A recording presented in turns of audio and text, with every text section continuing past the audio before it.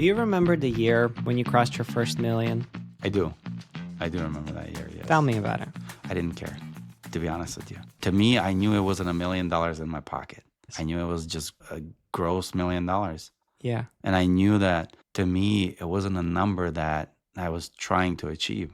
I was just trying to do a lot of work. And I knew that I had enough money to live, and I knew I had enough money to buy things that I needed. You always want more. Of course, I wanted better things. I wanted a bigger house. I wanted a better car and better van. And I loved the action. I loved the jobs. I loved being the contractor. I loved managing it. I loved giving the opportunity to all the guys that worked with me. It wasn't like some kind of milestone for me. How long did it take you to go from the day you bought your van and tools to cross the first million gross? How long did it take you? To cross $1 million from the first van, well, I would say about 4 years. Such a blessing. Do you feel like now that you were trusted with this opportunity of volume, that you would be tested in the same field in terms of greed and underpaying people or underwaging particular projects? Did you have that?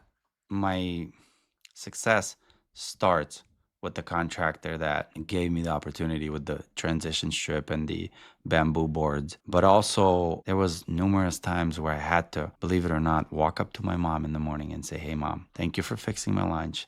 Thank you for this 4 in the morning, for this breakfast." She had everything ready to go. "Could you lend me some money for gas?" No way. Yes, she always said yes. She only had like a part-time job cleaning houses, but she always had enough money for gas. And to me, it felt so bad asking her for money for gas. I knew that I was doing something badly wrong, but I didn't have any other opportunity. At one point, she said, "Listen, son, I love you, but you're doing something wrong. I'll always give you money, but I see how hard you work. There's got to be somebody else that's willing to pay you for the work you do because you work so hard." I thought really hard that day, and I still went to work, said, "Hey, Mike, I'm not coming to work the next day. No matter what, I'm not coming to work. This is the end of our relationship." I had no plan, but I knew I had to stop what I was doing. I want to say a couple days later, the company he worked for, the scheduler, I knew her very well because she was the production manager, the scheduler. She called me and she said, "Hey, Ivan, I need you. Do you have your license and all your paperwork?" And I said, "I do." Apparently she sent me an email. A couple days go by. She calls me and she says, "Hey, I hope you were able to take a look at all my application." And I said, "You know what? Honestly, I didn't." She said, "Well, I'm going to have to take this job away from you. I have a job scheduled on Monday." I said, "No way." She said, "Yes, and I'm sending you, as a matter of fact, I'm sending you an email right now with the work order." And she sends me a job. She told me it was a small job, something to test me. I said, "Listen, I'm going to get everything taken care of for you." I did it that same day. Later that night, I opened the work order, and it's a time and a half more than what he was paying me. That first week, I ended up doing 4 or 5 jobs where she put on my schedule.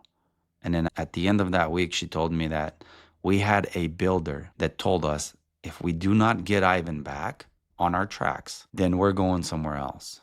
We're not going to be working with you guys. So they didn't really have a choice. They had to reach out to me. I never actually collected on the bill that he owed me. But years later, those 2 contractors are both paralyzed. No way. And they no longer have a business. They no longer have money coming in. They don't have control like they used to. So I do believe that with this type of volume business, there comes a sense of responsibility that you have to take. And I think that if you don't do it well, I think it gets taken away from you.